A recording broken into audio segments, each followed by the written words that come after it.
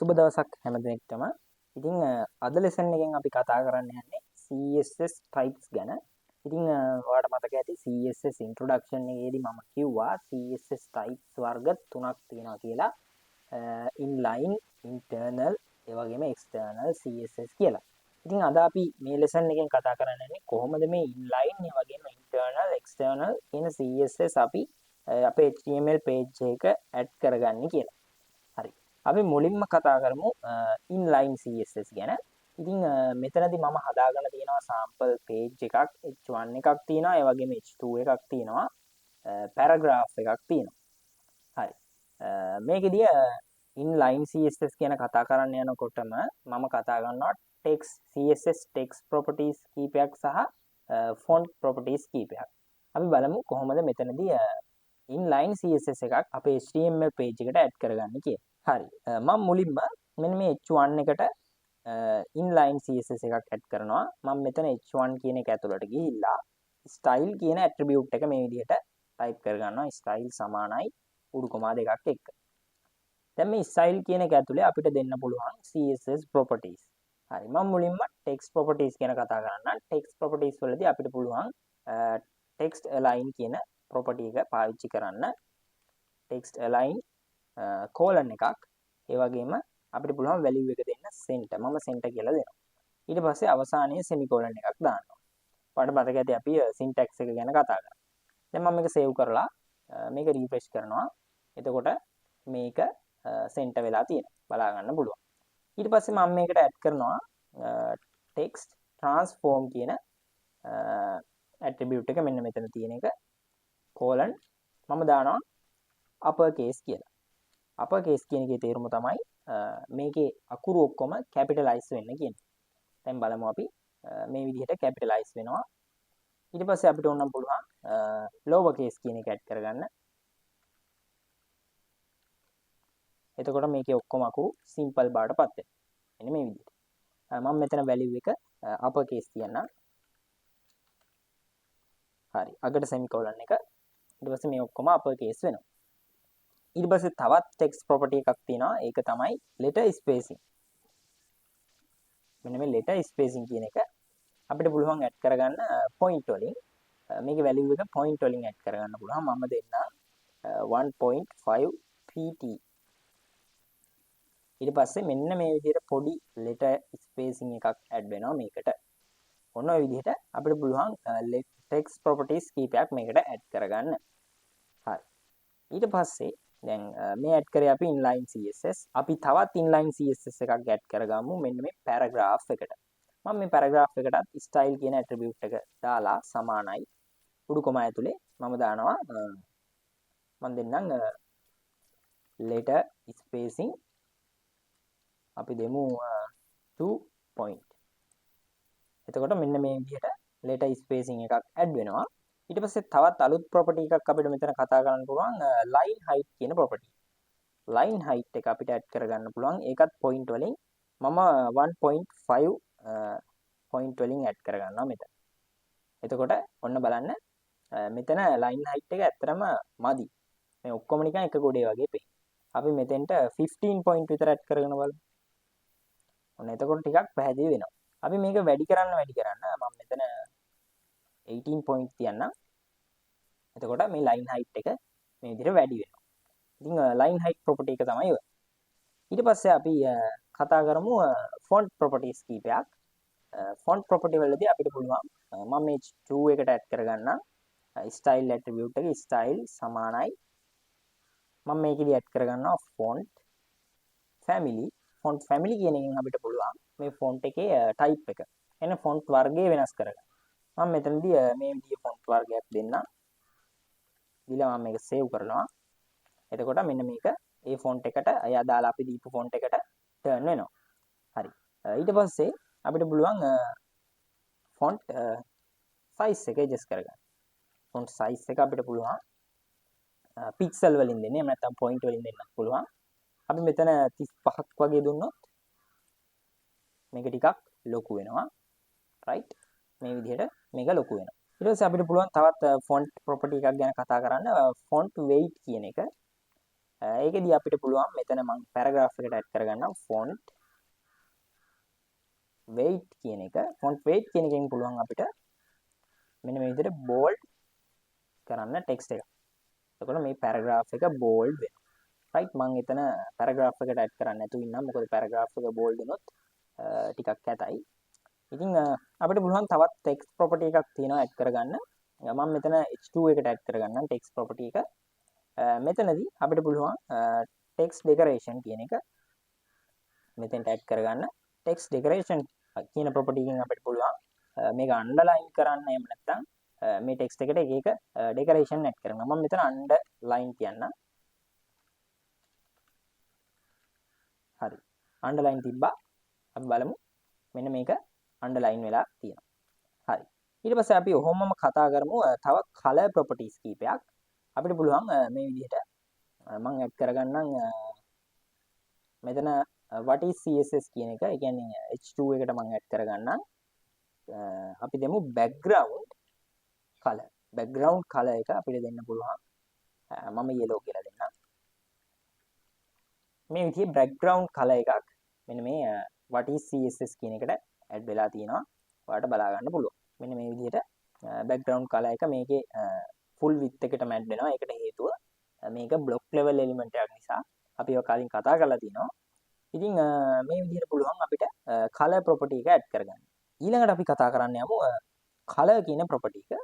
මම මේ paragraph එකට ඒක ඇඩ් කරගන්න. මම normal color කියලා type කරගන්නවා. background color නෙමෙයි normal color නිකන් color මම දෙනවා green කියලා.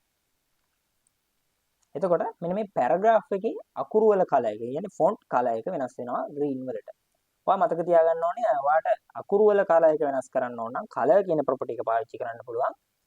background color එකෙන් වෙන්නේ ඒකේ background එකට color එකක් add වෙන එක.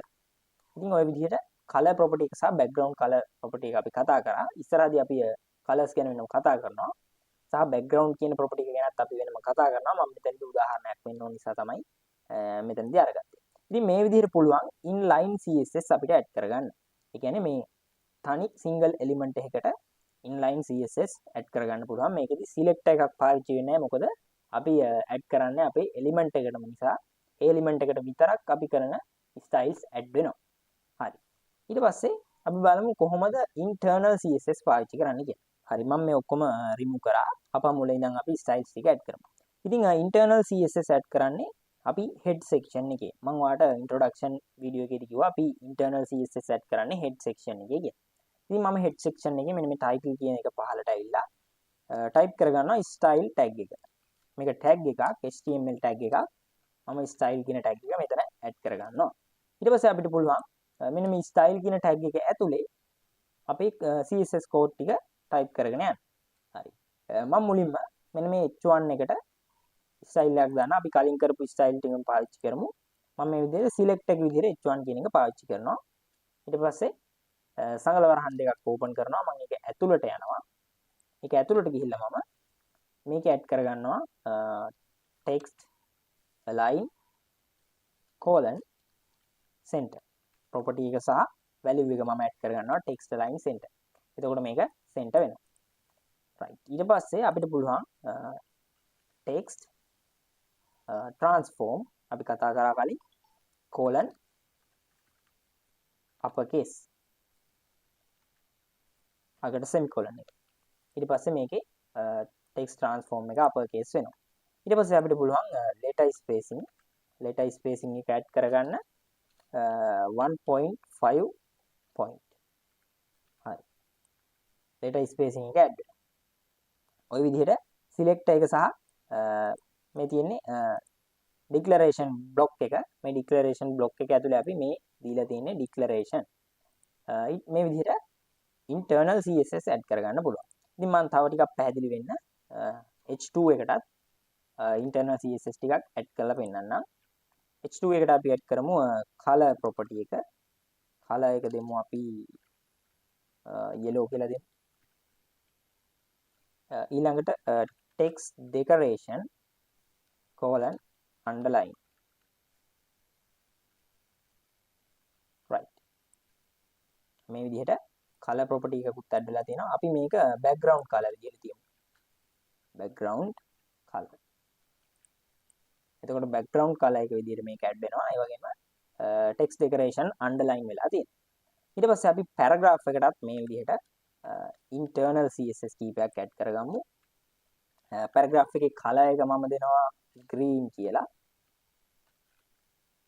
ඒ වගේම අපි දෙමු font size එකක් 18යි pixel කියලා දෙමු අපි. හරි මේක ටිකක් ලොකු වෙලා color එක green වුණා. ඊට පස්සේ අපිට පුළුවන් ඕනම් මේකට letter spacing එකක් add කරගන්න. letter spacing 2 point විතර අපි තියමු. එතකොට 2 point letter spacing එකකුත් මේකට add වෙනවා. ඊට පස්සේ අපිට පුළුවන් ඕනම් මේකට font family එකක් add කරගන්න. font family ඒ කියන්නේ font වර්ගය මම දෙනවා මේ විදිහේ font එකක්. ඊට පස්සේ මේ විදිහට එක turn වෙනවා.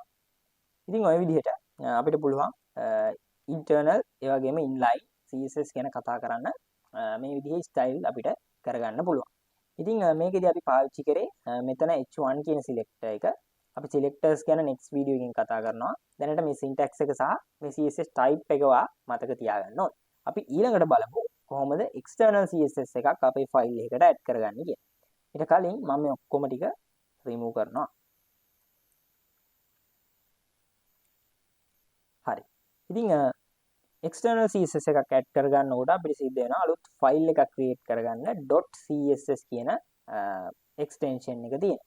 ඉතින් ඒකට මම යනවා file new කියන එක click කරනවා. එතකොට new file එකක් හැදෙනවා. ඊට පස්සේ අපි මෙතන language කියන කොටසට ගිහිල්ලා C කියන category එකට යන්න. ඊට පස්සේ C කෙලින් තියෙනවා මෙන්න මේ විදිහට පල්ලෙහාම CSS මෙන්න මේක උඩ click කරන්න. ඊට පස්සේ ඔයාලට කරන්න තියෙන්නේ මෙන්න මෙතන file කියන එකට ගිහිල්ලා save as කියන එක click කරන්න. ඊට පස්සේ අපේ file explorer එක open වෙනවා. මම desktop එකේ මගේ HTML කියන එක ඇතුලේ මේකට නමක් දෙනවා මම දෙනවා style.css කියන extension එක තියලා මේක save කරනවා. හරි. ඊට පස්සේ ඔන්න file එකක් හැදුනා style.css කියලා. ඊට පස්සේ අපි කරන්න ඕනේ මෙන්න මේ අපේ HTML file එකට ඇවිල්ලා මේකේ head එක ඇතුලේ ඒ කියන්නේ title එකට පල්ලෙහායින් දාන්න tag එකක් තියෙනවා link කියලා මෙන්න මේ විදිහට. link මේකත් empty tag එකක් මේකේ closing tag එකක් නැහැ. link කියන tag එක ඇතුලේ attributes දෙකක් අපි පාවිච්චි කරනවා. එකක් තමයි rel කියන attribute එක. rel සමානයි ඒ වගේම href සමානයි කියන attribute එක. මෙන්න මේ attributes දෙක අපි පාවිච්චි කරනවා මෙන්න මේ link කියන tag එක ඇතුලේ. මේ link කියන tag එක පාවිච්චි වෙන්නේ අපි හදාගත්තු external file එක අපේ HTML page එකත් එක්ක link කරන්න. ඒ කියන්නේ මේ දෙක එකට සම්බන්ධයි කියන එක web browser එකට දන්වන්න. මේ rel කියන attribute එක අපි type කරන්නේ style sheet කියලා. මොකද අපි මේකට add කරන්නේ style sheet එකක්. ඒ වගේම href කියන එකේ අපේ file name එක දෙන්න පුළුවන්. style.css file name එක සහ extension එක අපිට දෙන්න පුළුවන්. ඊට පස්සේ මම මේක save කරනවා. මේක refresh කරාට කිසි දෙයක් පෙන්වන්නේ නැහැ. මොකද අපි CSS තාම add කරලා නැහැ. ඉතින් මේ link එකෙන් කරන්නේ මේ දෙක අතර සම්බන්ධතාවය ගොඩනගන එක. ඊට පස්සේ මම යනවා මේ style.css කියන file එකට. ඊට පස්සේ මම h1 කියන selector එක පාවිච්චි කරලා මේ විදිහේ declaration block එක open කරනවා. ඊට පස්සේ මම මේක ඇතුළේ දෙනවා text align colon center අගට semicolon. දැන් බලමු අපි මේකෙ සිද්ධ වෙන වෙනස. එතකොට මේක center වුණා. ඔයාලට බලා ගන්න පුළුවන්. ඒ විදිහට අපිට පුළුවන් ඊතුරු property සහ values ටිකත් add කරන්න. මම මේකට add කරනවා text transform colon uppercase.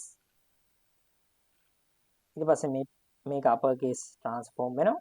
ඒ වගේම letter spacing colon අපිට පුළුවන් add කරන්න 1.5 point semicolon. ඊට පස්සේ මේ විදිහේ letter spacing එකක් add වෙනවා. ඊට පස්සේ අපිට පුළුවන් ඊළඟට h2 එකට styles ටික කරන්න declaration block එක ඇතුලේ මම දානවා background color colon yellow. ඒ වගේම text decoration underline මේ විදිහට ඇඩ් වෙනවා ඒක. ඊට පස්සේ අපිට පුළුවන් අපේ පැරග්‍රාෆ් එකට ස්ටයිල්ස් කරන්න. පැරග්‍රාෆ් එක සිලෙක්ට් කරනවා. ඊට පස්සේ ඩික්ලරේෂන් බ්ලොක් එක අපිට පුළුවන් color property එක ඇඩ් කරන්න green. ඒ වගේම font family එක මෙන්න මේ විදිහේ font එකක් දුන්නොත් බලන්න සිද්ධ වෙන වෙනස මේ විදිහට ඉටැලික් වෙච්ච අකුරු ටිකක් බලා ගන්න පුළුවන්. ඊට පස්සේ අපිට පුළුවන් font size එක adjust කරගන්න colon අපි දෙමු 18 pixel කියලා. අන්න font size එක ටිකක් ලොකු වෙනවා. ඒක මදි වගේ හිතෙනවා නම් ඔයාලට පුළුවන් 20 pixel විතර දෙන්න. එතකොට මේක ලොකු වෙනවා. හරි. ඊට පස්සේ අපිට පුළුවන් ඕනනම් මේකට line height එකක් add කරගන්න colon. ඒකත් අපිට point වලින් add කරගන්න පුළුවන්. එහෙම නැත්නම් pixel වලින් add කරගන්නත් පුළුවන්. අපි 20 point කියලා දෙමු. point 20ක්. online height එක ටිකක් adjust වෙනවා. අපි ඕනනම් 25ක් විතර තියමු. මේ විදිහට line height එක adjust වෙනවා බලා ගන්න පුළුවන්. අපිට මේ font එක එච්චර visible නැත්නම් අපිට පුළුවන් මේ විදිහේ Arial කියන font එක දීලා බලන්න. එතකොට මේක මෙන්න මේ විදිහට transform වෙනවා. හරි. ඉතින් ওই විදිහට පුළුවන් external CSS අපේ style sheet එකක් හරහා අපේ HTML page එකට add කරන්න.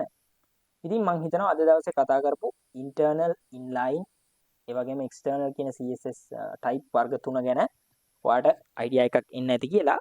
ඉතින් මේකෙදි අපි කතා කරා text properties කීපයක් ගැන, ඒ වගේම font properties කීපයක් ගැන සහ color properties දෙකක් ගැන, background color සහ color.